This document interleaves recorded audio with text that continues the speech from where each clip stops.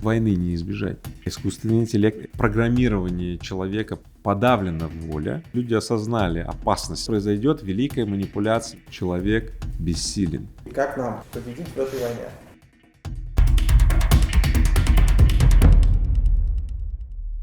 Игорь, деньги и власть в мире сосредоточены в руках нескольких огромных корпораций. Может ли это привести к единому государству в мире?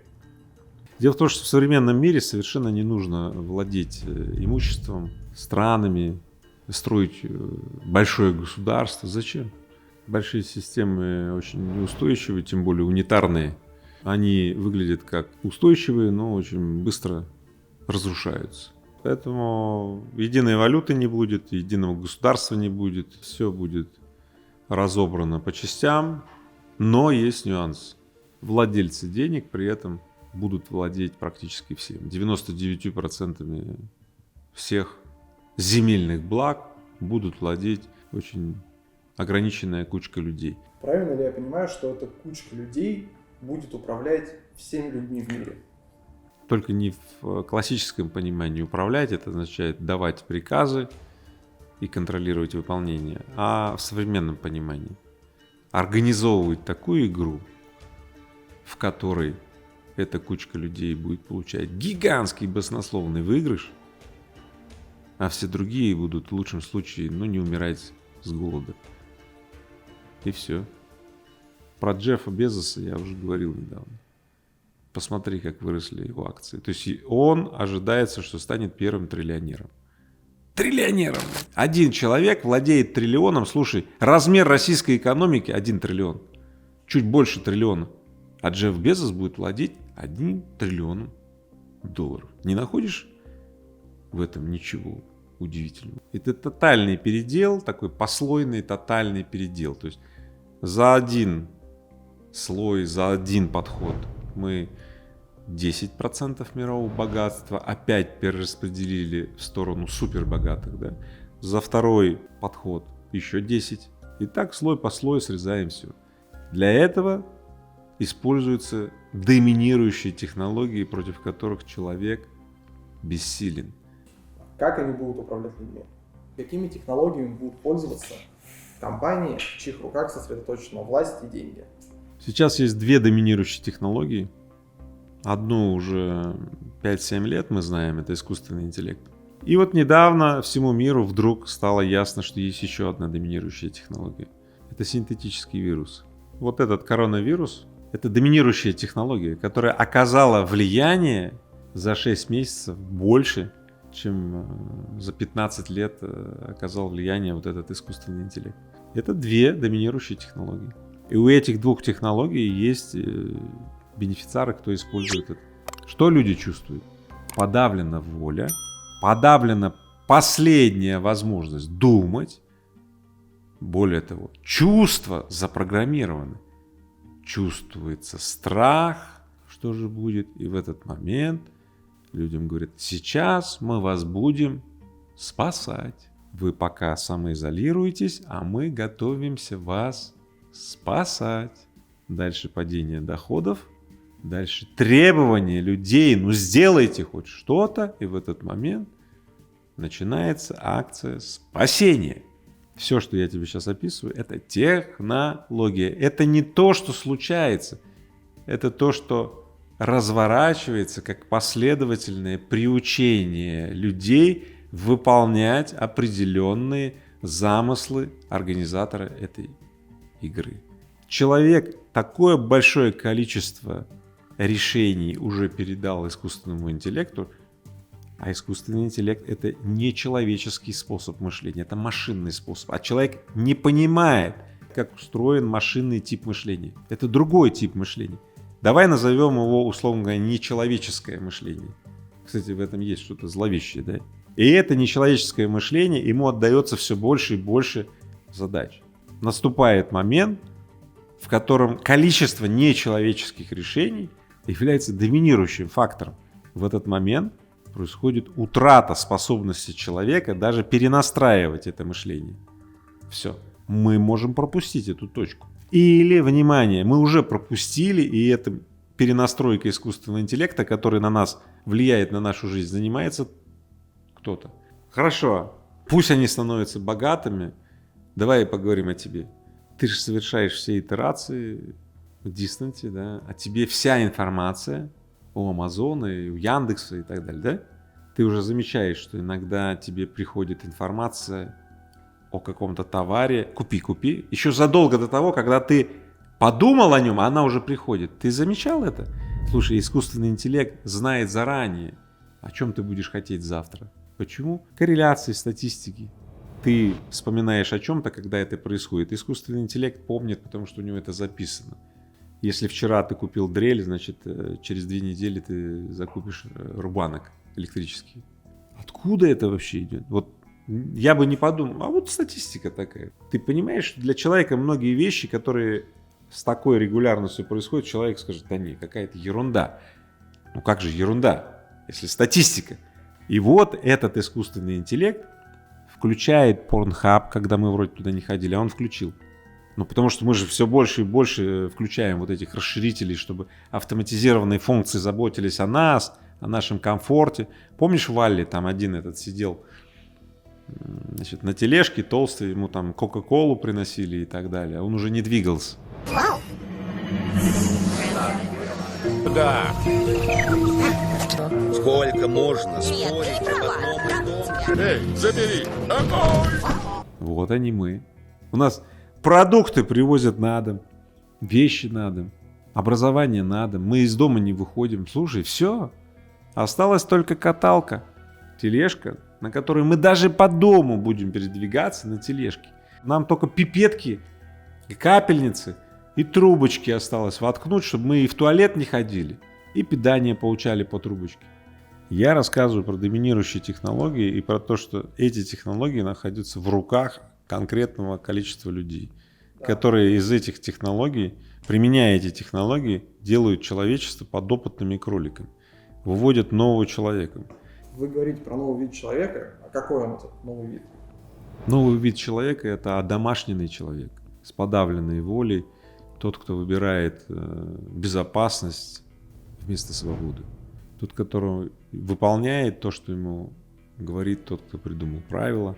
Это такой лего-кубик, у которого, ну, как бы нет своего мнения, как установить новые правила игры. У него все мнение в его квадратике. Ну, вот ровно в том квадратике, как ему отведено. Игорь, вы как-то говорили, что началась Третья мировая война. Только эта война без оружия. В чем она заключается? Ну, представь себе войну, которую ты не видишь. Невозможно представить. Вот война сейчас идет. Определение войны — это выравнивание за счет доминирующих технологий. Война — это не когда людей убивают. Нет. Это когда доминирующая технология стирает все другие технологии. Что такое синтетическая биология, что такое коронавирус? Это технология, которая, приходя на определенную географическую местность, загоняя всех людей на изоляцию, гася экономику, да, что делает в этот момент? Делает уязвимой целые территории, целые страны перед теми, кто готовит сейчас вторую волну коронавируса. Ну, другой штамм, другую модификацию, а потом третью, а потом четвертую. Таким образом, не нужно с оружием, с оккупацией куда-то идти. Не нужно. Уже и финансовая система не так нужно доминировать. Деиндустриализация происходит сейчас, понимаешь? Но малый бизнес, средний, производство останавливается по всему миру. Игорь, как нам, простым людям, победить в этой войне? Никак. Простым людям придется примкнуть к одному из лагерей. Один лагерь — это те, кто создает большой концентрационный лагерь и использует эти доминирующие технологии для выведения нового вида человека. Другой лагерь будет тот, который против этого. Вот и все. Поэтому к какому-то лагерю придется примкнуть. Война и в том и заключается, что одни уже это делают, другие против этого. Симптомы войны следующие. Смотри, сколько людей нищают. Во время войны больше людей становится бедных и нищих. Посмотри, что сейчас происходит. Доходы резко снижаются, люди болеть начинают, людям страшно становится. Ну, они обуревают, буквально ими страх завладевает. Да? Ну, посмотри, ты же видишь вокруг тебя эти симптомы. Вот это и называется война. Что Да. будет с Россией, который в технологическом плане отстает на Да. 40 лет. Да, под технологией следует понимать любые виды технологий. Организационные технологии, технические, информационные и так далее. Да. Например, Вторая мировая война очень быстро показала, что Советский Союз на то время очень сильно проваливался по основным, прежде всего, организационным технологиям, информационным технологиям и так далее. Вермахт почему так быстро дошел до Москвы? Очень просто. Его пилоты смотрели, где танковые соединения Советского Союза, давал тут же по рации сообщение танковым группам, они делали маневр, обходили, окружали и шито-крыто. В Советском Союзе организация была такая, что разведчики передавали информацию в штаб, тот в штаб армии, потом это возвращал. Ну, 2 суток шла информация. За эти 2 суток там уже все заканчивалось. Что это? Технологии. Поэтому говорили солдат, это не солдат, это руководители Советского Союза, Сталин или кто там, я не знаю. Они просто провафлили момент, когда вермахт владел уже на тот момент технологиями организационными, там, информационными, там, индустриальными и так далее, а Союз, не владел. О чем это говорит? О том, что если ты вовремя технологически, организационных, информационных технологий, технических компетенциях, индустриальных не оснащен, то войны не избежать. Вот сейчас идет конкретное проникновение технологий, доминирующих на Россию. И никакое вооружение, никакие там эти С-300, С-400, самолеты и так далее, ядерные кнопки, бомбы, они не могут остановить это, потому что они не про это. Вот и все. Что сейчас будет с Россией, если мы отстаем в этих технологиях? Значит, я так скажу, это касательно всех, не только России, всех обществ, которые не владеют этими технологиями. Доминирующие технологии в них проникнут. Так получается, что из там более чем 150 стран в мире, такими технологиями владеют несколько или один. На сегодня все эти технологии в Соединенных Штатах. Не то чтобы в стране под названием Соединенные Штаты, а у граждан, которые причислены к Соединенным Штатам, давай так, они в руках у нескольких там семей, которые являются доминирующими с точки зрения будущих владельцев основных денег и основной власти в мире. Появились доминирующие технологии, для которых нету философской крыши, потому что эти технологии доминируют, понимаешь? То есть они не являются инструментом разнесения неких философий и подходов, да? Они являются форм-факторами, которые формируют нового человека. Философы не могут понять, что происходит, они не могут понять искусственный интеллект. Политики заняты работой со своим электоратом. Бизнес занят, сам знаешь чем. Жители чувствуют снижение доходов и увеличение страха. То есть на самом деле, смотри, нет даже предпосылок к тому, чтобы люди осознали опасность вот этой всей ситуации и взяли этот вызов. Слушайте, это другая война. Война без войны. Война, когда все сдаются до первого выстрела. Война, когда все себя изолируют в комнатах и глушат свою экономику. И сдают города, более того, становятся верными вассалами. Посмотри, что делают политики. Зачем было глушить свои экономики? Зачем было глушить? Сейчас, после того, как люди посмотрели, что 10% ВВП в Австрии, Германии и так далее, они говорят, зачем мы добровольно завернули кран на батарее? Они вынуждены сейчас подложить под это, некий там базис, там, вот. А я тебе скажу, какой базис. Базис один. Они посмотрели гарвардские математические модели по распространению вируса и по количеству смертей. Внимание, сейчас произойдет великая манипуляция. Уже давно известно, что все исследования и моделирования, которые делаются под заказчика, они всего лишь навсего научным образом обосновывают то, что выгодно заказчику. Точка. Ни одни исследователи в мире вообще ничего не делают просто так. Во-первых, их кто-то деньги им дает, во-вторых, задачу ставит. Так же, как СМИ. Все правительства показали себя, что они ведут себя как хрюши-повторюши. Они либо повторили, что делает их сосед, либо сказали, а я сделаю наоборот. Но самое интересное, что все проиграли, потому что в это время бенефициары большой игры, которые используют тренд проникновения доминирующих технологий, они продолжают зарабатывать бабки. Все заказчики, они вокруг этой истории.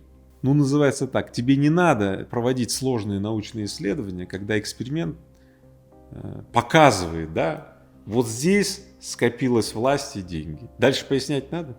На основании этих математических моделей, да, было принято практически все решения о закрытии производства, об изоляции и так далее. Представь себе, что Гарвард или какие-то там лаборатории или исследователи в Гарварде, проплаченные, естественно, да, делают какое-то исследование, математическое моделирование, которое приводит к тому, что 3 миллиона людей умрут.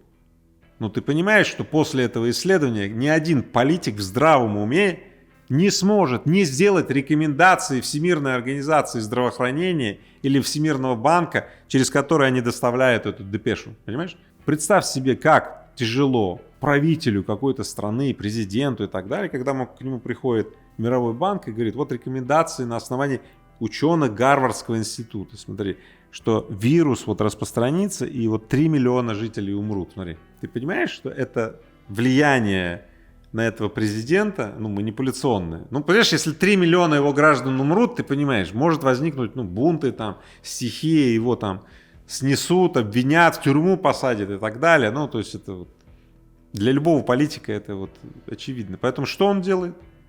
Он пугается. И что он начинает делать? Делает, как написано в рекомендации. Игорь, вы назвали страны, которые владеют доминирующими технологиями. Жителей. Или граждан этих стран. Это не страны владеют, здесь люди, которые владеют. И о странах эти политики и правители, они очень боятся, что эти люди, которые владеют, они переметнутся и уйдут под крышу другой страны.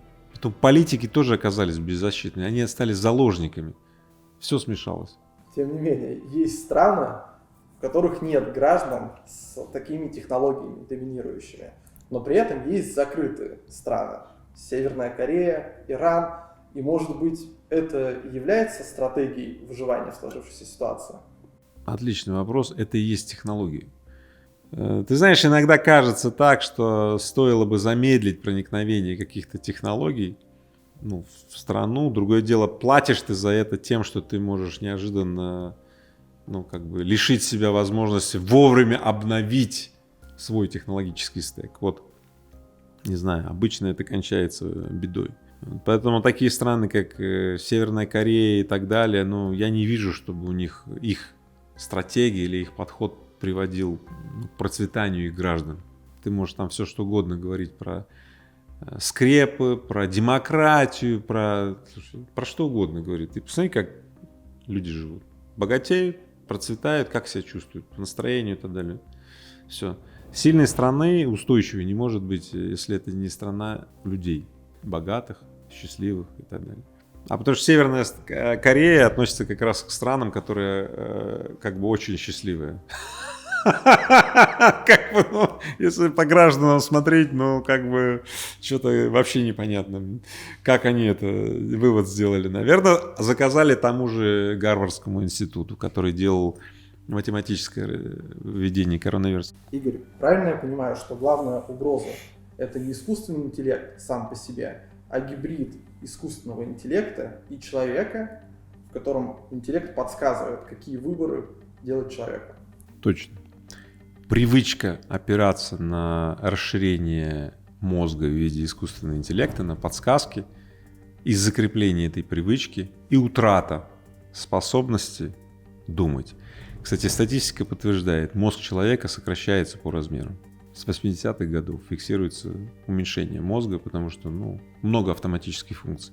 Сейчас просто этот процесс ускоряется очень сильно. А теперь представь следующее, что к этой коробочке, к которой мы привыкаем, что она думает, а мы просто вот существуем.